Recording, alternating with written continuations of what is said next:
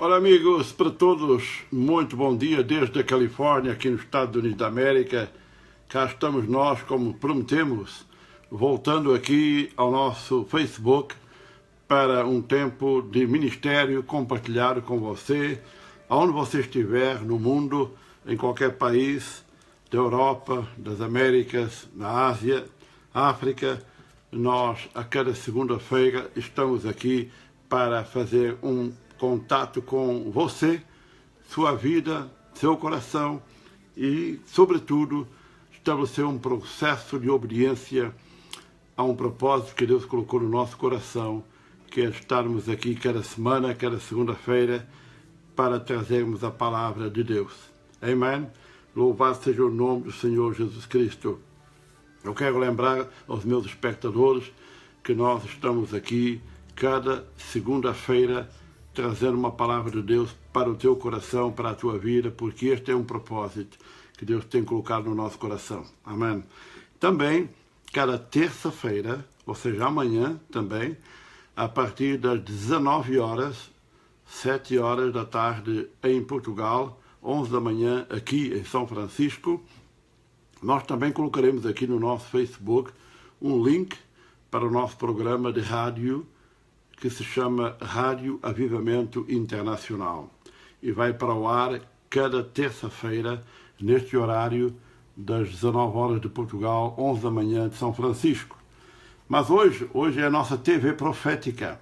Hoje é o nosso tempo para estarmos aqui em direto, ao vivo, trazendo a palavra de Deus para o seu coração e para abençoar a sua vida.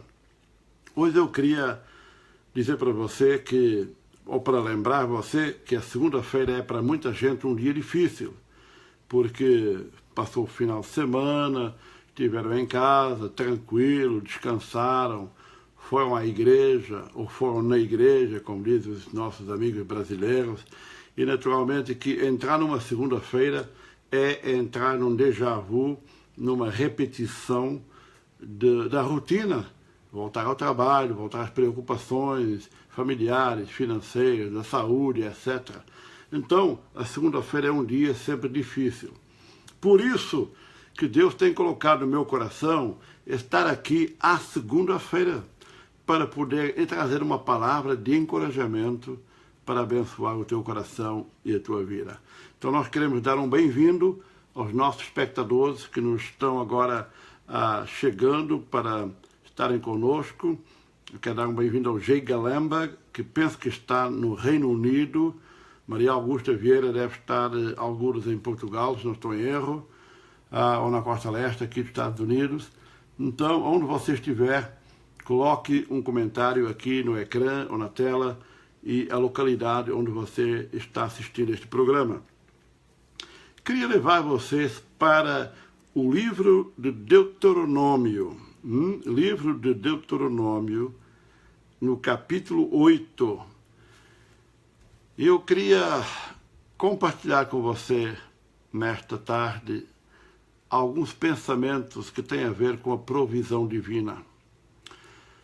Tem a ver com a forma de Deus providenciar para as nossas vidas e como Deus é fiel para providenciar todos os detalhes das nossas vidas e das nossas necessidades. Mais uma vez, um bem-vindo aos nossos espectadores que estão entrando. A Lina, que está em Elvas, em Portugal, a nossa espectadora assídua aqui. Ana Barnabé, que nos vê em Elvas, Portugal. Joel Raposo, que nos vê na Nova Inglaterra, na costa leste dos Estados Unidos, não é? Também outros amigos que estão conosco de outros países, outros lugares. Maria Augusta Vieira, que nos vê no Canadá. A Lucy Marques, que nos vê na Nova Inglaterra, na costa leste dos Estados Unidos, e por aí fora. E são vários os amigos que vão chegando para este momento semanal em que nós marcamos este encontro para trazer a palavra do Senhor.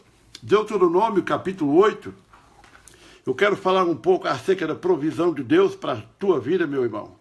Você que está passando por momentos difíceis na sua história, e todos nós passamos por momentos difíceis. Não existe cristianismo autêntico sem momentos difíceis. Aliás, o Senhor Jesus foi muito claro, muito peremptório, quando disse: no mundo tereis aflições.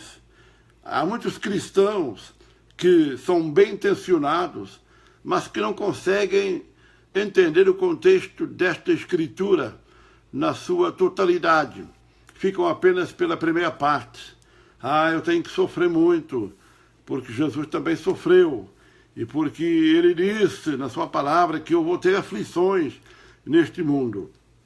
Mas porque este programa, TV Profética, é um programa de encorajamento, eu quero dizer para você que a palavra continua. Jesus declarou mais coisas. Ele disse: no mundo tereis aflições, vírgula, mas tendo bom ânimo, ou seja, ficai cheios de alegria, de regozijo, contentamento. Mas como é que eu posso ter alegria, contentamento, regozijo, no meio de uma crise na minha história, numa crise familiar, numa crise da saúde, numa crise financeira? Como é que eu posso, paralelamente às crises da minha história, por desenvolver um paradigma de alegria e de bem-estar? Porque Jesus deu a razão. Ele disse: no mundo tereis aflições, mas tende muito bom ânimo. Por quê? Porque eu venci esse mesmo mundo que vos causa as crises. Ele falou: no mundo tereis aflições. Mundo. E depois ele fala: mas alegrai-vos, tendo bom ânimo, porque esse mesmo mundo, onde se produzem as aflições, é um mundo vencido. Ou seja, nenhuma das aflições ou das tribulações na vida de um cristão, de um cidadão do reino de Deus, ela vem à nossa vida para nos destruir. De nenhuma forma. Se Deus é por nós, como diz Paulo na sua carta aos Romanos, então nada pode ser contra nós. Se Jesus declarou que o mundo que nos causa as tribulações está vencido, então qualquer uma dessas tribulações não tem como nos destruir. Ou seja, o processo foi revertido. E toda a tribulação, ela produz em nós, de acordo com as Escrituras, não a nossa destruição, mas um peso de glória muito excelente. É isso que diz a palavra de Deus. Então eu estou aqui, nesta tarde, como um profeta de Deus. E um profeta de Deus não é um profeta da desgraça, como muitos por aí, ou um profeta para trazer profetada. Não, eu estou aqui para trazer uma palavra de Deus para te encorajar, para que você receba ânimo de Deus para o início desta nova semana, para que você possa entrar nesta segunda-feira, na terça, na quarta, na quinta, todos os dias desta semana, com uma atitude de vitória. Por se Cristo está em nós, a Bíblia declara isto enfaticamente, que nós não somos apenas vencedores, nós somos mais do que vencedores, em Cristo Jesus, esperança da glória. Amém? Então, queria mostrar para vocês algo tremendo no livro de Deuteronômio, no capítulo 8.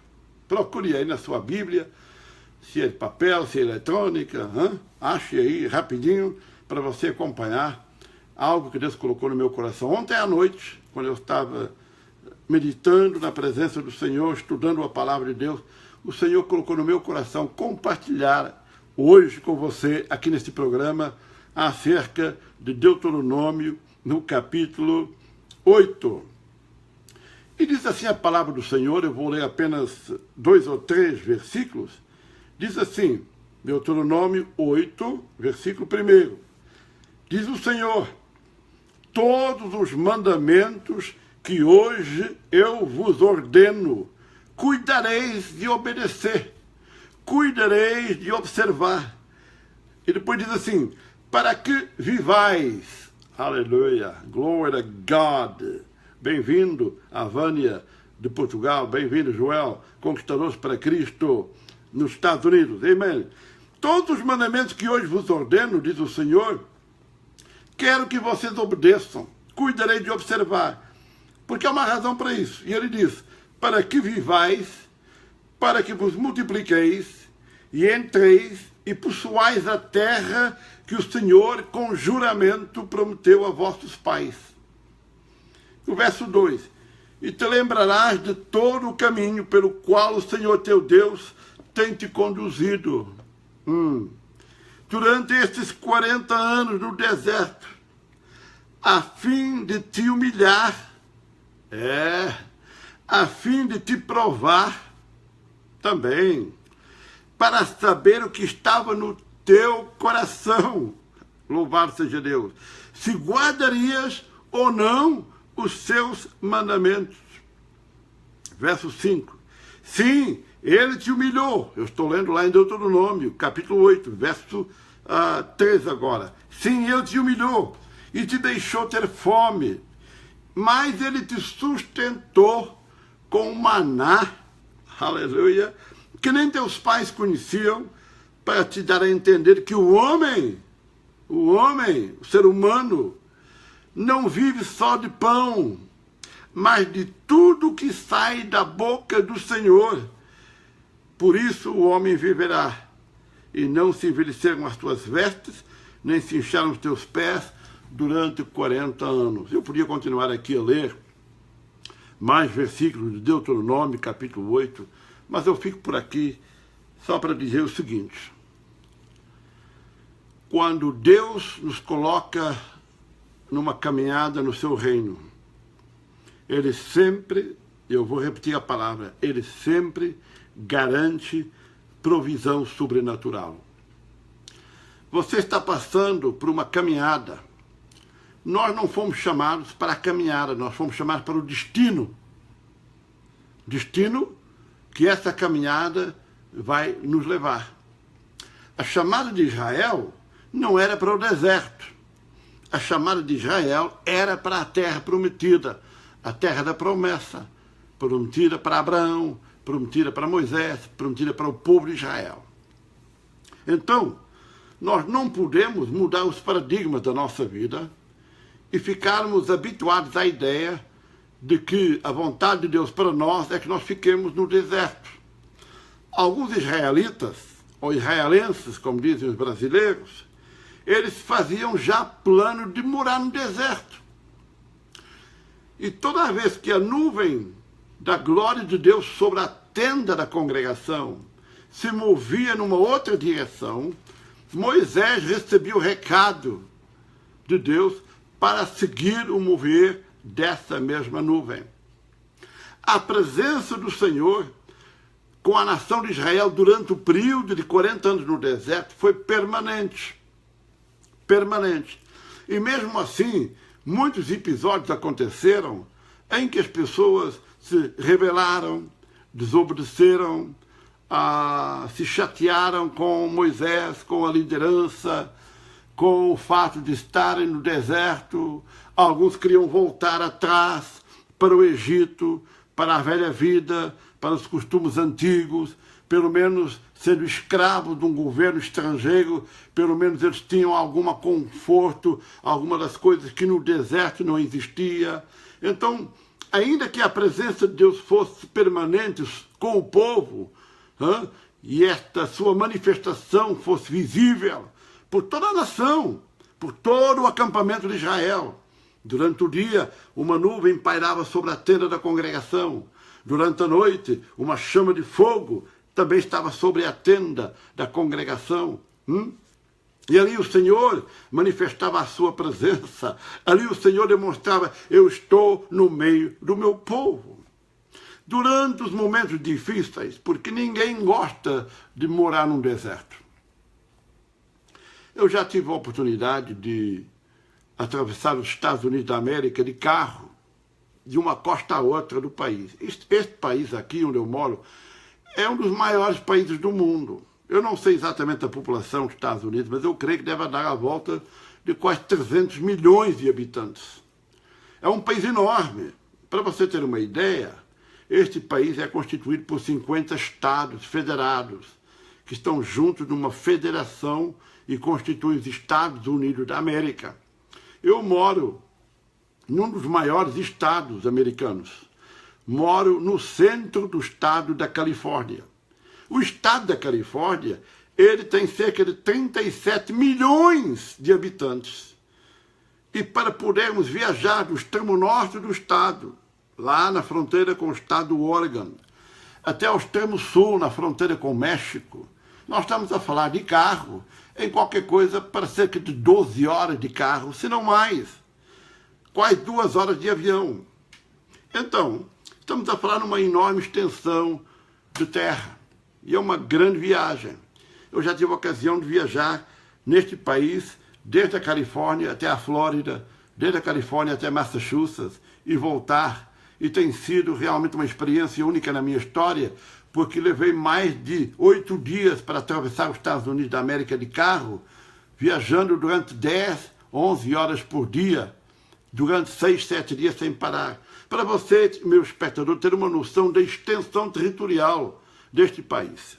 Agora, a razão por que eu falo nisso é para você ter uma ideia de quão difícil é atravessar um deserto durante 40 anos. Eu atravessei os Estados Unidos várias vezes em 6, 7 dias. Algumas vezes, especialmente no sul da Califórnia, no estado do Arizona, Novo México. Eu tive a ocasião de atravessar literalmente grandes desertos, onde não existe nada. Se o carro tivesse um problema e eu tivesse que parar no meio da autoestrada, no meio do Arizona, no meio do deserto do Mojave, por exemplo, do sul da Califórnia, eu teria poucas horas de vida, porque as temperaturas são absolutamente inconcebíveis no deserto. Em alguns lugares chega quase aos 55 graus centígrados, se não mais. Durante a noite pode cair para temperaturas quase zero do frio. Então, o deserto é um lugar desagradável. A nossa caminhada nesta vida, Jesus não prometeu que seria uma caminhada em grandes cidades, uma caminhada em ar-condicionado na rua, uma caminhada cheia de conforto. Ele foi honesto, porque a razão é que nós estamos num mundo que não é o nosso.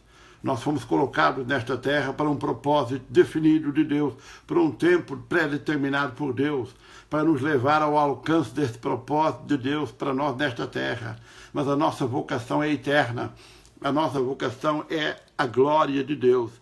A nossa vocação é nos novos céus e na nova terra. A nossa vocação é no milênio também, quando será erradicado este planeta, todo o mal, todo o pecado, e por 1000 anos Jesus reinará na Nova Jerusalém. Então nós temos uma vocação maior. Estamos aqui como peregrinos. E a nossa vida muitas vezes é um deserto.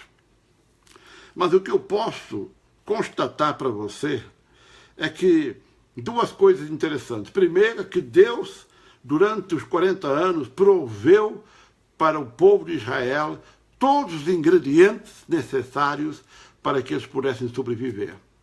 Ou seja, Deus conhece a minha necessidade, Deus conhece a tua necessidade e Ele garante para você.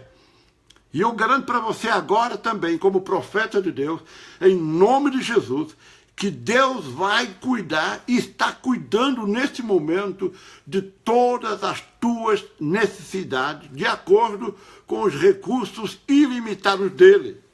Aleluia! Louvado seja o nome do Senhor.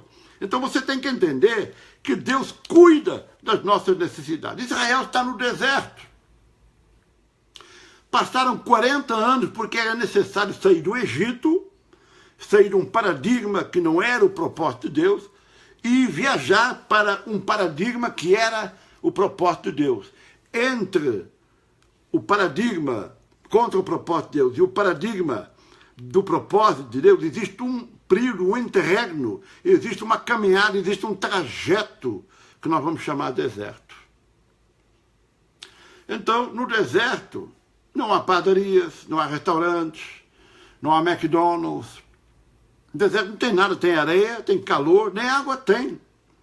E durante este tempo de deserto, os israelitas, que não eram nem 3 nem 4, há quem diga que toda a nação de Israel no deserto estaria na ordem dos 2,5 a 3 milhões de pessoas ou mais. Moisés tem esta incumbência e ele era um homem que se achava altamente inqualificado para esta missão, mas ele recebe a incumbência do Senhor de ser o líder. E o líder não é o chefe que manda e dá ordem. O líder é aquele que representa a soberania de Deus aqui na terra, e fala para o povo de Deus o que ele ouve do Senhor. E Moisés ouvia de Deus e transmitia para o povo. Ele tem esta responsabilidade de comandar, de liderar quase 3 milhões de pessoas, ou mais, nós não sabemos ao certo, durante 40 anos no deserto. Como não há loja, como não há restaurante, como não havia como cozer o pão de cada dia, ou até mesmo trazer barris com água às costas, etc., eles tiveram que partir para este deserto confiados apenas na loucura de Moisés e nas promessas de Deus. Tal como eu, tal como você. No meio deste deserto, onde não havia padaria, Deus proveu um alimento para o seu povo. Alguns dizem que maná era pão, mas não é. A Bíblia não diz que maná era pão. Né? Então o que era o maná? Não faço a mínima ideia. E não faço a mínima ideia não é porque eu quero ser ignorante. É porque a Bíblia também não explica o que era maná. O Senhor falou para o seu povo e diz assim no verso 3 do capítulo 8 de Deuteronômio. O Senhor diz assim: Deus te humilhou, te deixou ter fome. Deus permitiu que o povo tivesse fome. Para quê? Não era melhor Deus fazer com que eles nunca tivessem fome? Não. Deus permitiu que eles continuassem a ter fome. No meio do deserto da vida, a vida continua. E nós vamos ter fome, nós vamos ter necessidades. E o verso 3 do capítulo 8 de Deuteronômio diz assim: Deus te humilhou, deixou vocês terem fome e vos sustentou com um maná que nem tu nem teus pais conheciam. Ora, veja bem, para haver provisão, meu irmão, é necessário haver necessidades. Ninguém aprecia a provisão se não tiver a necessidade primeiro. Deus permitiu fome no meio do deserto para mostrar para este povo que quando ele manda alguém fazer alguma coisa e passar por um deserto nesta vida, ele promete cuidar da nossa sobrevivência e de cada uma das nossas necessidades. Então, se não havia na terra uma boa padaria portuguesa, ou brasileira, ou francesa, o pão francês também é muito bom, não é? E agora eu não posso nem comer pão, porque não é bom para a minha saúde, mas isso é outra história. Então, por não haver essas padarias, Deus cuidou de trazer alimento que é um alimento sobrenatural. Por quê? Porque não havia na terra. Eles comiam, esse alimento garantia a sua subsistência, esse alimento permitia a sua sobrevivência, a saúde física deles. Presta atenção. E, ao longo desses 40 anos, todos os dias, eu acredito que numa determinada hora, ou momento do dia, caía do céu, out of the blue, como se diz em inglês. Eu tento imaginar um céu azul, né, de calor, no meio daquele deserto, e daqui a pouco começa caindo um negócio do nada, materializar-se e cair no regaço, nas mãos deste povo rebelde, que era o povo de Israel. Algo que Moisés identificou, que Deus identificou como maná. E o que é maná para nós hoje? Maná significa que mesmo quando não houver, humanamente falando, uma forma de você receber o suprimento das suas necessidades, o que não houver, Deus vai fazer, vai fabricar, Deus vai criar para você e vai mandar para você de fonte inesperada, de canais que você não espera, que você não poderia entender com a sua mente humana. Olhe o céu azul de calor, sem nuvens. Imagine, tente imaginar. E de repente, em pleno ar, algo se forma, algo se materializa e desce e cai nas tuas mãos. Deus chama maná e você se alimenta com algo que na sua vida normal, no dia a dia, você nunca tinha tido antes e você descobre: eu estou me alimentando de algo que não sei o que é, não conheço, mas que me mantém saudável e com saúde. Não havia sapataria para comprar sapato. E toda a gente sabe que em 40 anos a gente muda de sapato muitas vezes. Eu já tenho 57 e já perdi a conta quantos pares de sapatos eu já gastei. É como um carro, gasta pneu e tem que se mudar. Né? Então, a gente já perdeu a conta. Quantos pares de sapatos você já teve que pôr no seu pé ao longo da sua vida? Nós não sabemos, nós nem contamos, nós nem damos ao trabalho de contar. Pois é, se gastasse o sapato, imagina o que é andar 40 anos em cima de areia. Não há sapato que resista, meu irmão. Ao fim de um mês, talvez 2 meses, você precisa de outro sapato para continuar a caminhada no deserto. Até nesse detalhe Deus pensou. E Deus foi criador e criativo de uma forma extraordinária. Em vez de ele mandar sapato novo do céu, como mandou o maná, ele resolveu colocar uma proteção sobrenatural nos sapatos naturais do povo, de forma que o sapato deles nunca se gastou, a sola nunca abriu buraco, a sandália nunca arrebentou, não durante 4 dias, nem 40 meses, 40 anos. Por quê? Porque enquanto o povo esteve ao mandato de Deus, na caminhada em direção ao seu destino, ao propósito do Senhor, ele garantiu a sua subsistência nas coisas mínimas, nas coisas máximas. A própria água era um milagre na vida deste povo, porque do meio de uma rocha, que não é mais do que um monte de lava solidificada, maciça, a rocha não é oca, é um corpo maciço, um mineral maciço, constituído por minerais de vários componentes, etc., mas maciço, poderoso, pesado, de uma rocha. Deus, sobrenaturalmente, fazia jorrar água fresca, potável, para que o povo pudesse saciar a sua sede. Que Deus é este que nós servimos. Este foi o aspecto que me tocou profundamente, o aspecto da provisão. O outro foi o aspecto do teste. É que Deus permitiu esse deserto prolongado para testar a qualidade desses camaradas. Porque ainda que todos tivessem o nome de israelita, cidadão de Israel, parte de Israel, nem todos serviam ao Senhor Deus de Israel. Essa é que é a realidade. A maioria desse povo era idólatra.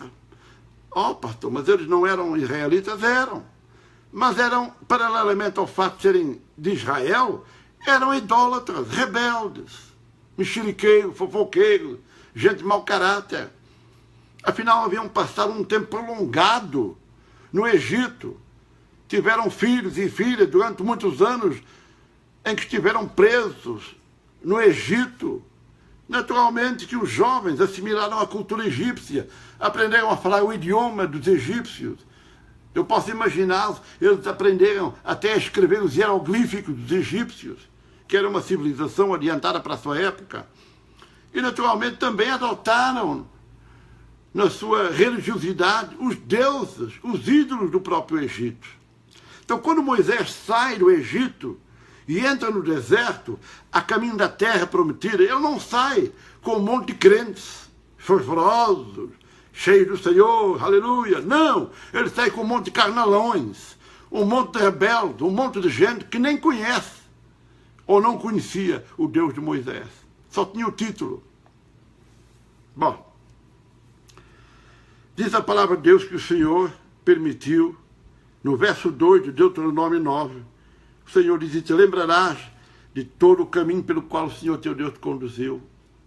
Nós sempre vamos lembrar o tempo da nossa dificuldade, nós sempre vamos lembrar o tempo da nossa luta, nós sempre vamos lembrar o tempo da nossa tribulação, enquanto vivemos neste mundo. O Senhor diz: eu permiti esses 40 anos de deserto para o meu povo de Israel, para que o meu povo fosse humilde.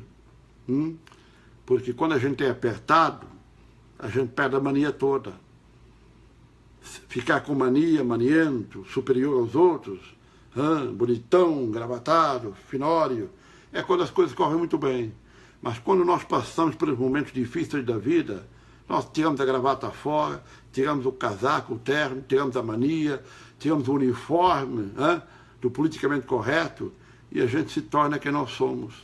Nós temos que ser humildes e reconhecer que no final da história somos seres humanos, sujeitos às mesmas paixões, dificuldades que todo mundo passa, quer sejam crentes ou não. O Senhor disse: eu permiti 40 anos para te humilhar, para te experimentar. Deus quer saber quem você é. Se você está disposto a ser um cidadão do reino de Deus, ou se você quer continuar nessa loucura turista passeando na igreja, vai na igreja para arrumar namorado, vai na igreja para comer na cantina, vai na igreja para se divertir, vai na igreja para socializar, mas não vai na igreja para se arrepender, não vai na igreja para mudar de vida, não vai na igreja para sofrer uma transformação, para levar um milagre para casa que mude o casamento, muda a família, muda os maus hábitos, muda os vícios, muda as dependências e faça dessa pessoa uma nova criatura em Cristo. Muita gente está na igreja porque é turista. Turista não tem responsabilidade, turista não tem obrigações, turista não está obrigado às leis do governo do país que ele visita. Ele está aqui, amanhã não quer, pega no avião, vai embora. E hoje as pessoas estão assim, estão na igreja, enquanto a coisa está do jeito que elas querem. Na hora que não der certo como elas querem, elas mudam de igreja. Não falta igreja, e ela vai e procura outra. Lá no canto da rua tem mais 2 ou 3, e lá vão eles para lá, e daqui a pouco saem de lá, porque brigaram com o pastor lá, e também não é como eles querem, e vão para outro lugar, e não passam de turistas no reino de Deus. Então, eu estou aqui cada segunda-feira para ser veemente, para ser forte, para ser até, às vezes, inconfortável para os meus espectadores, para dizer, chega, você é crente, você conhece Jesus como Senhor e Salvador, então deixe de ser turista, meu irmão, deixe de andar passeando dentro da igreja, seja um homem ou uma mulher cheio do Espírito Santo, seja um homem e uma mulher segundo o coração de Deus, como Israel precisava ser verdadeiramente o povo do Senhor, protegido. Deus nunca quis que Israel fosse uma nação igual às outras. Você não tem que ser igual aos outros, só porque o outro peca, você não tem que pecar. Ah, todos os dias, pastor, eu peco por palavras, por ações. Peraí, você peca todos os dias? Mas tem qualquer coisa de errado com essa teologia. A Bíblia diz que nós somos novas criaturas, que as coisas velhas, incluindo a tendência de querer pecar todos os dias, passaram. A Bíblia declara que tudo se fez novo. Então, nós hoje vivemos uma nova dinâmica de vida. Somos novas criaturas. Dá licença. Você não tem permissão para pecar. O que você tem é uma promessa. Se você pecar, Jesus Cristo será o teu advogado para te perdoar se você se arrepender. Porque não há perdão sem arrependimento. Porque não há reconciliação sem confissão do pecado e sem um processo de arrependimento. Muita gente quer a bênção de Deus, mas não quer se arrepender dos seus pecados. Muita gente quer estar na igreja para ter cargo, para ser promovido, para ser visto, para ser apaparicado, para subir no púlpito, para ser chefe de departamento. Meu irmão, a igreja não é uma empresa. A igreja é o corpo de Cristo. Cada um de nós é um membro desse corpo. O nosso próprio corpo é constituído por vários membros. 2 mãos, 2 pés, 2 olhos, um nariz. Há quem queira ter mais que um e meter onde não deve, mas nós só devemos ter um nariz. E cada um destes órgãos que estão no nosso corpo, eles têm uma função. Ou seja, eles têm um chamado, eles têm uma responsabilidade. E um membro não colide com a função do outro, porque todos funcionam no nosso corpo para o bem do corpo como um todo. Então, passar pelo deserto é parte da nossa caminhada cristã. E ser crente é poder ter um testemunho para contar. Eu ontem pregava numa igreja aqui perto de São Francisco e eu dizia para os irmãos, todos querem ter um testemunho para contar, mas nem todos querem pagar o preço do testemunho, porque o testemunho não é de graça. A salvação é de graça. Cristo pagou o preço. Mas o nosso testemunho de sermos salvos e nos mantermos salvos custa um preço. Por isso que Jesus falou, no mundo tereis aflições, mas tendo bom ânimo, eu venci o mundo. E ele diz, eu permiti, presta atenção, eu permiti, está falando para Israel, acerca daqueles 40 anos lá no deserto, que vocês passassem fome, para que eu pudesse prover o maná. Eu permiti que vocês tivessem sede, para eu prover a água. Eu permiti, por outras palavras, eu agora parafraseando, que vocês tivessem necessidades para que eu pudesse intervir nessas necessidades e vocês pudessem ver a minha provisão, o meu cuidado e a prova do meu amor, porque Deus é amor. You got it? Então, amados, eu quero concluir este tempo, porque eu ainda quero ter um tempo para orar por vocês. Eu quero encorajar você a não desistir da sua caminhada. Ai, profeta, está muito difícil. Jesus nunca prometeu que seria fácil, mas ele prometeu que o teu lugar é na tua terra prometida. Deus tem um destino para você. Quando eles entraram lá na terra prometida, ali já não era necessário maná. Ali não era necessário Moisés bater lá na rocha para que saísse água. Sabe por quê? Porque na terra prometida havia normalidade. Havia árvores, havia frutos enormes, havia animais lindíssimos, havia muita abundância. Era uma terra que manava leite e mel, que significa abundância e prosperidade. Porque o propósito de Deus para você e para mim é que nós alcancemos um patamar de prosperidade e abundância em todos os aspectos, na saúde, nas finanças, na família, no ministério, até na nossa própria cidadania, entendeu? Então, uma vez que você alcança o propósito de Deus, o ambiente que é gerado à tua volta em consequência desse propósito, ele gera para você tudo o que é necessário. E você se torna uma pessoa próspera. Agora, no período do deserto, que é o período da falta, que é o período da caminhada, que é o passo da fé, porque o justo viverá da fé, essa caminhada que leva você e eu ao encontro do propósito de Deus, é uma caminhada difícil, mas não é uma caminhada solitária. Porque de noite, e a noite representa os dias mais difíceis da nossa vida, há uma chama de fogo, que representa a presença do Senhor, a sua glória no meio da tua noite. Durante o dia, quando o sol brilha, no calor do deserto, você olha para o lado e vê sobre o tabernáculo, que representa o Senhor no meio do povo, a nuvem da sua glória. Aleluia! E é debaixo da nuvem que nós queremos estar quando o sol está muito quente. É debaixo da nuvem que nós queremos estar quando o calor é intenso. É a nuvem que traz a sombra sobre a terra. E o Senhor manifestava no meio do seu povo, durante o deserto, durante a dificuldade, durante os dias mais difíceis da história deste povo. Ali estava a nuvem de Deus para lembrar. Mas só quem era capaz de entender isto eram aqueles que acreditavam que estavam caminhando para ver a promessa de Deus se cumprir. A maioria dos israelitas não acreditou nisso. Ainda que beneficiaram das bênçãos da sobrevivência de Deus, acabaram por nem chegar à terra prometida. Tem muito cristão, muito crente, que não chega ao domínio da sua bênção. E depois fica dizendo que o profeta que era falso. É o falso profeta. Profetizou na minha vida e nunca aconteceu. Nunca aconteceu não é porque o profeta é falso. Não aconteceu porque você deixou de crer. Porque você não foi obediente. Porque você achou que receber uma palavra profética de Deus é o mesmo que ganhar na lotaria ou no totobola. E não é. Uma palavra profética de Deus é um alerta para você. É uma confirmação de alguma coisa que Deus já colocou no teu coração. Está aí dentro de você.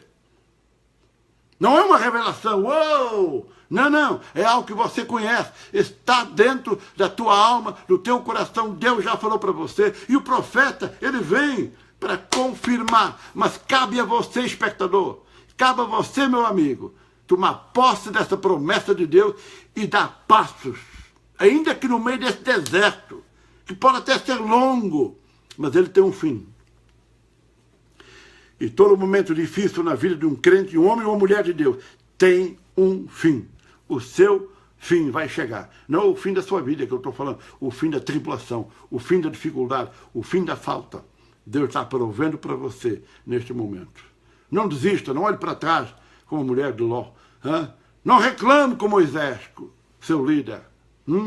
Eu quero voltar para trás, eu quero voltar para a vida velha, os meus hábitos antigos, para os meus amigos, para os meus comes e bebes. O Senhor diz que O homem de Deus não deve sentar-se numa roda de escarnecedores. Você quer ser cristão ao domingo e durante a semana você quer andar nos comes e bebes, escarnecendo do propósito de Deus na tua vida? Não pode, meu irmão. Você tem que ser um homem, uma mulher, tem que ser santo em toda a sua maneira de viver. Israel falhou como povo durante o deserto porque deixou de ser um povo santo. Queria imitar os outros povos, os filisteus e outros povos, inimigos ou não inimigos, que eles foram encontrando pelo caminho, que viviam naquelas regiões. Eram povos que não eram povos que adorassem o Deus de Israel. Eles adoravam vários deuses, eram politeístas. Tinham dezenas de deuses. Deuses que eram materializados de alguma forma. Oh my God! Em imagens de escultura, em objetos de animais, de seres humanos, de plantas, de árvores. E Israel ficava desconfortada. Nós somos um povo esquisito. Nós somos um povo diferente. Nós também queremos ter um Deus para vermos, para tocarmos, para carregarmos as costas. E é por isso que milhares e milhares de portugueses, brasileiros e mexicanos e os chamados povos católicos, eles não entenderam até hoje que Deus é espírito e importa que aqueles que o adoram o façam espírito em verdade. Então vamos criar umas imagens, vamos criar uns macacos, vamos criar umas porcarias, vamos carregar as costas e vamos chamar isto de Deus. Meu Deus, tem misericórdia da ignorância desse povo. Moisés sobe ao monte para orar, para buscar a Deus, porque todo verdadeiro líder precisa passar tempo com Deus. Eu, como líder no corpo de Cristo, eu tenho necessidade de passar tempo com Deus, de estudar a palavra de Deus, de ouvir de Deus, para poder descer do monte da sua presença e trazer para você esta palavra profética, de exortação, de alerta. Desperta tu que dormes, e Cristo, esperança da glória, te esclarecerá. Entendeu? Então Moisés tinha necessidade de subir ao monte. Significa ficar perto de Deus, buscar a presença de Deus, falar com Deus, dizer: Senhor, eu não aguento mais esse povo. Senhor, eu não aguento mais. Ajuda-me, Senhor. E Deus aparecia para Moisés. Deus falava com Moisés. Deus lhe encorajava. Deus o fortalecia. Deus se chegava perto de Moisés. E quando Moisés descia do monte, oh my God, as pessoas diziam que ele brilhava, o seu rosto brilhava, havia uma luz que não era humana na vida de Moisés. Porque todo homem que passa tempo com Deus é um homem mudado, é um homem transformado, é uma mulher mudada e transformada. Há um brilho de Deus na tua vida. Você não pode, você não vai continuar a ser a mesma pessoa. E Moisés desce do monte da presença de Deus, animado para continuar liderando o povo a caminho daquela promessa que ele tinha a certeza que ia se cumprir. E ele encontra um povo retrógrado, rebelde, idólatra, adorando um Deus construído com as joias, com o ouro que Deus tinha dado para o povo do Senhor. E com as bênçãos de Deus eles construíram um ídolo morto, e ali o adoraram. Queridos, eu quero concluir este programa dizendo para você: o Espírito do Senhor está sobre mim neste momento. Ele me manda falar para você: meu povo, meus filhos, assim diz o Senhor teu Deus, abandona o teu ídolo, joga fora os teus ídolos e busca a minha face, porque eu sou o Senhor teu Deus, que te tomo pela tua mão direita e caminho contigo para entrar no teu destino. A minha promessa, ela está pronta para ser revelada e cumprida na tua história. Esta é a palavra do Senhor profética para a tua vida agora. Abandona os teus ídolos, abandona aquilo que domina a tua mente, aquilo que domina o teu coração. Entrega o teu caminho ao Senhor, como diz o salmista. Confia nele e Deus vai fazer tudo e que for necessário. Ontem eu pregava aqui perto de São Francisco e eu dizia a fórmula da felicidade que poucos crentes ainda hoje entenderam. Leem, falam sobre isso, até repetem de cor, mas não entendem. E sabe por que não entende? Não entende porque não cumpre. E não cumpre, não acontece. Então é crente de nome, mas no resultado do dia a dia é um falhado. A fórmula do sucesso, você quer saber qual é? A fórmula da prosperidade, você quer saber qual é? É simples. Foi Jesus que deu. Mas buscai primeiro o reino de Deus e a sua justiça. O que é a justiça de Deus? É a forma dele fazer as coisas certas, de acordo com a vontade dele. Porque a vontade dele é o que dá certo na nossa vida. A vontade de Deus é o que funciona na nossa vida. Então ele falou, buscai primeiro, não é em segundo lugar, não é, eu vou esperar para domingo. Eu vou esperar até domingo para orar, para ler a Bíblia, para estudar a palavra de Deus, para ouvir de Deus. Porque eu sou um cara ocupado, eu tenho que trabalhar. Eu não tenho a vida dos profetas, dos pregadores. Eu trabalho. Como você está enganado. Como você está errado. Como você precisa se arrepender desse pensamento seu aí. Busca o reino de Deus em primeiro lugar. Primeiro que o teu trabalho, primeiro que o teu emprego, primeiro que a tua mulher, primeiro que o teu marido, primeiro que teus filhos, primeiro que o teu carro, primeiro que o teu televisor, primeiro que qualquer coisa. Busca o reino de Deus. O que é isso? Busca o propósito de Deus. Por que você nasceu? Por que você existe? Qual é a razão primária da tua existência? Por que você acordou de manhã? Qual foi o propósito de Deus para manter você vivo todos estes anos até agora? Why? Tell me. Porque Ele te criou para um propósito eterno. Você pensa em termos de meia dúzia de anos nesta terra e depois, pum, caiu para o lado. Não, não. O teu propósito é eterno. Deus nos criou para vivermos para sempre, para existirmos eternamente. Uma vez que partimos deste mundo, nós não deixamos de existir. Nós continuamos a ser quem somos, numa nova dimensão da glória de Deus, eterna. Esse é o propósito de Deus para nós. Mas enquanto estamos no deserto, que é esta terra, Ele promete manifestar a sua presença através do fogo pela noite, através da nuvem pelo dia, através do seu maná, através da água que vem da rocha, que é Cristo. Aleluia! Ele promete e Ele cumpre. Ele tem cumprido na minha vida, Ele tem cumprido na tua vida. Basta você reparar. Busca o reino de Deus em primeiro lugar. Deixa de ser idólatra. Deixa de colocar coisas, pessoas, objetos, situações no lugar de Deus da tua vida. Não se torne num israelita idólatra e rebelde, mas seja um homem e uma mulher cheio do Espírito Santo. Viver vazio do Espírito Santo leva Satanás a ocupar o lugar que pertence a Deus na tua vida e a levar você à loucura, à desobediência e pior, a sua própria autodestruição. Seja um homem, seja uma mulher, segundo o coração de Deus. Amém. Glória a Deus. Eu vou terminar, vou embora, senão vocês não vão jantar, não é? Eu não quero ninguém morrer de fome nesse deserto da vida. Quero que você vá se alimentar. Mas tudo que eu falei aqui, guarde no seu coração. Leva no teu coração ao longo dessa semana. Que o Senhor possa te sustentar com esta palavra profética. Porque palavra profética é isso que eu acabei de falar até agora. Desde as 7 horas da tarde, hora de Portugal, que eu estou aqui profetizando.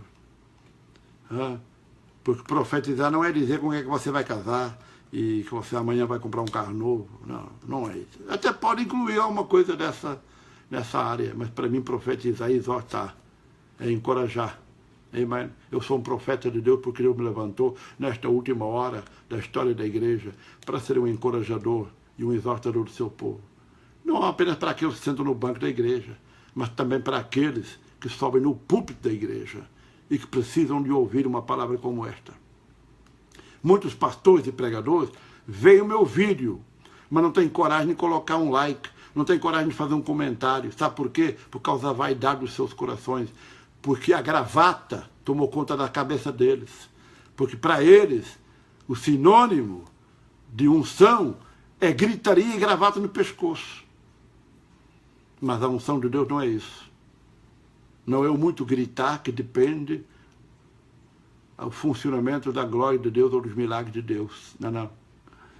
A unção é a aprovação de Deus na vida de você. E quando você subir naquele púlpito na quarta-feira ou no próximo domingo, meu irmão, não suba lá em cima para enganar o povo de Deus, para contar historinha da carochinha. Não suba no púlpito para brincar com o povo de Deus. Não suba no púlpito para entreter o povo de Deus. Você não é um comediante. Você não é um homem chamado ou uma mulher chamada para entreter o povo. Você foi chamado para falar os segredos e o conselho de Deus para o seu povo. Seja honesto, seja íntegro, seja verdadeiro, seja um homem santo, seja uma mulher santa. Se você não é, não suba no púlpito. Tenha o caráter de dizer, eu não estou capaz de subir naquele púlpito, eu preciso que alguém pregue para mim, porque eu estou falhado. Eu sou um falhado e eu preciso da misericórdia de Deus. Nós precisamos de homens e mulheres que sobem no púlpito com o coração quebrantado na presença de Deus. Homens e mulheres que sobem para pregar, mas que passaram tempo na presença de Deus, dizendo: Jesus, filho de Davi, tem misericórdia de mim. Espírito do Senhor, fala comigo, Senhor. Se tu não falares comigo, eu não vou ter nada para falar para o teu povo. Deus de Abraão, Isaque e Jacó, toma conta de mim. Guarda meu ministério, Senhor. Guarda-me da vaidade dos homens. Guarda-me do orgulho. Guarda-me da sede de poder, da manipulação, da mentira, da corrupção. Deus me mantém um homem íntegro, uma mulher íntegra. Um homem e uma mulher que teme ao Senhor e que não quer ofender a tua glória, nem o teu espírito. Senhor, que o teu espírito não se ausente de mim. Que o teu Espírito esteja comigo. Este é o clamor deste profeta de Deus. Nesta hora, eu sei, incomoda. É exatamente por isso que eu estou aqui, para te incomodar. Deixa eu ver a hora. Está acabando o meu tempo. Eu estou aqui há 1 hora pregando, ministrando. E eu vou terminar orando por você agora. Amém?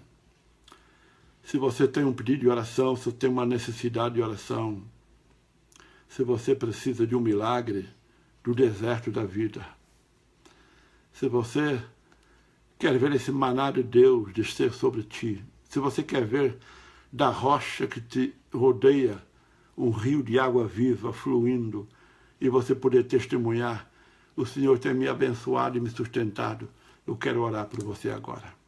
Amém? Vamos orar.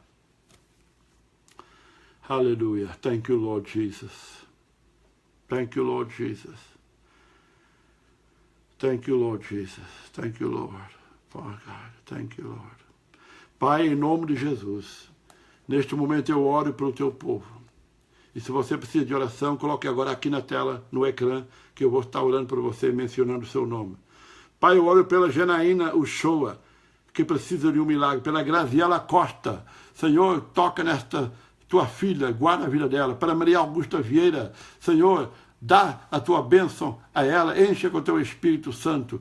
Meu Deus, vem curar os doentes nesse momento. Vem abençoar a vida do Agnaldo, a vida do Agnaldo dos Santos, da esposa dele, da Rosângela. Meu Deus, abençoa este casal em nome de Jesus. Toca a vida da Viviane, Senhor. Ajuda este casal, esta família. Abençoa a Raquel Conceição. Ela quer um milagre na sua família, no trabalho, na sua saúde. Meu Deus, vem fazer um milagre agora na vida da tua filha, em nome de Jesus.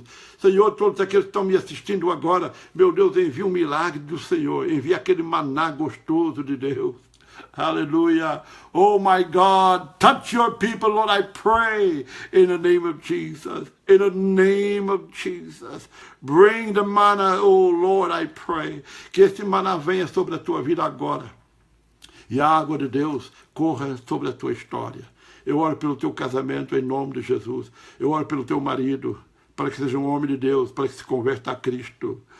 para que se converta dos seus maus caminhos, para que deixe de ser alcoólatra, para que deixe de ser drogado, para que deixe de ser um fanático das coisas deste mundo, seja um homem consagrado, um homem de oração. Amém? Eu oro pela tua esposa, para que se transforme numa bênção na tua vida, meu irmão. Ela seja uma mulher de Deus, segundo o coração de Deus, uma adjutora que Deus colocou do teu lado para te completar, para te abençoar, para ser uma mais-valia de Deus na tua história de vida. Eu oro por você que é pastor, que é pregador da palavra de Deus, para que Deus tenha misericórdia de você, Deus te abençoe, Deus perdoe os teus pecados, que você seja um homem íntegro, uma mulher íntegra, um homem e uma mulher que clama por misericórdia. O fato de você subir naquele púlpito não te coloca acima de ninguém, melhor que ninguém, nem mais inteligente que ninguém, é apenas um homem e uma mulher com mais responsabilidade. E eu oro por você, meu irmão, para que teu ministério seja um ministério que reflete a glória de Deus. Não a tua glória. Não a glória da tua denominação. Não a glória do teu tradicionalismo, doentio, que entristece o Espírito Santo. Mas que o teu ministério possa ser um reflexo da aprovação de Deus. E que o teu rosto possa brilhar como brilhou o rosto de Moisés. Aleluia. Eu oro pelos enfermos agora. Se você está enfermo, eu oro agora. Em nome de Jesus, a Conceição, a Raquel Conceição, ela pede oração pela família, pelo trabalho e a saúde dela. Em nome de Jesus, Pai, abençoa a Raquel. Agora, em nome de Jesus. A Janaína, abençoa a vida dela também, Senhor. Agora, em nome de Jesus. Porque eu creio no agora. Eu creio, eu oro pelos milagres de agora. Eu não estou orando para amanhã, amanhã Deus proverá. Eu estou orando no hoje. No hoje. Para que a tua noite aí na Europa, você que está na Europa, seja uma noite tranquila. Para que o resto do teu dia, você que está aqui na costa do Pacífico, Estados Unidos, ou na costa leste, Estados Unidos, seja o resto de uma segunda-feira de muita paz, de muita bênção, em nome de Jesus. Pai, eu oro pelos doentes, por aqueles que estão enfermos no corpo, em nome de Jesus. A tua tensão arterial, a tua pressão arterial está descontrolada e eu venho em nome de Jesus. Eu venho em nome de Jesus. Coloca a tua mão agora sobre o teu peito e receba a cura da pressão arterial. Você vai voltar no médico e vai constatar que os números da sua pressão arterial ou a tensão arterial estão absolutamente normais. A próxima vez que você voltar no médico. Em nome de Jesus. Amém? Alguém que me vê com cataratas tão forte que está causando até já dificuldade de visão. Você nem consegue ler. Hallelujah, my God, in the name of Jesus. In the name of Jesus. In the name of Jesus. In the name of Jesus, I believe now. I believe now. Coloca as tuas mãos sobre os teus olhos e crê agora que o Senhor te cura de cataratas. Agora, em nome de Jesus. Oh, thank you, Jesus. Em nome de Jesus. Pegue algo para ler. Pegue um livro, pegue uma revista e comece a ler. Você vai ver que os teus olhos ficarão claros. Deus restaurou as lentes dos teus olhos. Deus te curou em nome de Jesus. Aleluia. Artrite reumática no seu joelho direito, em nome de Jesus. Coloca a tua mão agora sobre o teu joelho direito. E você vai sentir, olha bem, presta atenção, você vai sentir como que um calor gerando dentro desse joelho. Não se aflija, não se assuste. É Deus fazendo uma cirurgia. É Deus removendo toda essa artrite, todo esse reumático, toda essa inflamação permanente nos ligamentos, na estrutura óssea do seu joelho, no nome de Jesus. Receba a tua cura agora em Cristo Jesus. Aleluia. Thank you, Lord. Deus é bom e a sua misericórdia dura para sempre. Foi um privilégio orar por você, uma alegria muito grande poder estar aqui. Eu prometi e na medida do possível eu estou tentando cumprir, estar aqui toda segunda-feira, neste horário, entre as 19h30. Eu hoje comecei mais cedo, 19 horas. Vamos começar às 19 horas, tá bom? 7 horas da tarde, aí em Portugal. 11 da manhã, aqui na costa do Pacífico. 1 hora da tarde, lá na costa leste dos Estados Unidos. Na próxima segunda-feira, eu voltarei aqui. O que não significa que ao longo da semana, se o Espírito de Deus me falar, que eu não volto aqui num vídeo, num direto esporádico, só para transmitir um recado rápido de Deus para você. Pode acontecer em qualquer dia da semana, em português ou em inglês, mas em compromisso, em horário oficial, eu estou aqui na próxima segunda-feira. Amanhã, não esqueça, terça-feira, 11 da manhã na Califórnia, 7 da tarde em Lisboa, o nosso programa de rádio. Aqui, Rádio Avivamento, aqui na minha página do Facebook, você não pode perder. Boa música, programa direto, estarei pregando a palavra de Deus e orando pelos nossos ouvintes também amanhã no nosso programa de rádio. Amém? Para todos os meus amigos, porque isso aqui é só para amigos, né? Isso aqui não é para inimigo, porque inimigo não quer nada com a gente tem que amá-los, orar por eles, mas não tem como a gente poder ser amigo porque não quer ser nosso amigo. E eu tenho certeza que muita gente critica o meu ministério. Eu sei que há pessoas que dizem que o meu ministério é esquisito e que eu sou um cara muito duro naquilo que eu prego. E ao longo desses 30 e tal anos de ministério, já me chamaram um monte de coisas no ministério. Quando eu cheguei aqui na América e comecei a trabalhar com a comunidade brasileira, me chamavam de grosso. Eu pensava que eu era gordo. E levou uns anos para eu entender que chamar grosso alguém não é chamar gordo, é chamar outra coisa. Então me chamavam isso. Me chamaram um monte de coisa, mas não interessa. Porque também a Jesus chamaram um monte de coisas. Né? Ah, pastor Melo, profeta Melo, qualquer que vocês me chamam, a sua pregação é muito dura. Você não tem muito amor a pregar, você é muito durão, muito... E eu perguntei uma vez para o Senhor, será que eu sou assim tão duro como isso? Será que... E ele me lembrou uma coisa, meu filho, quando eu estive aí na terra, havia um grupo de religiosos chamados fariseus. Eles não iam com a minha cara, nem gostavam do meu estilo de pregação. Então, se eles não gostavam do meu, eles não vão gostar do seu. Então, isso aqui não é para todos. Isso aqui é só para quem quer. É só para quem gosta de ser ministrado.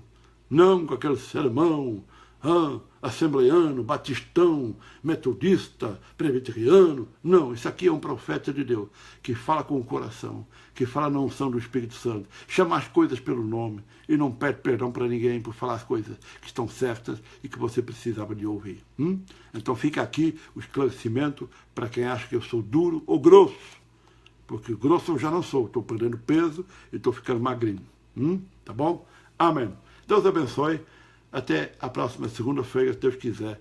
E ore por mim, ore pela minha família, ore pelo nosso ministério e ajude o nosso ministério financeiramente, com oração, com testemunho. Tudo é uma bênção para o nosso ministério. Esteja conosco na próxima segunda-feira. Deus abençoe. Um beijo no vosso coração. Amém.